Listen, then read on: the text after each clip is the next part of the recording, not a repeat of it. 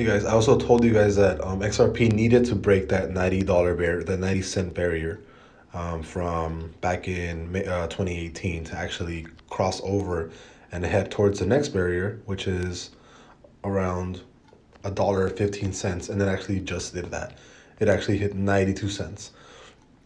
So I do think as of now, we are well on our way. If you guys haven't bought XRP now, I strongly suggest you buy more XRP because it looks like we are well on our way back towards $3. I do think we're going to see this huge run up. I am going to take some profit at 384, more than likely 375. I'm going to start taking profit.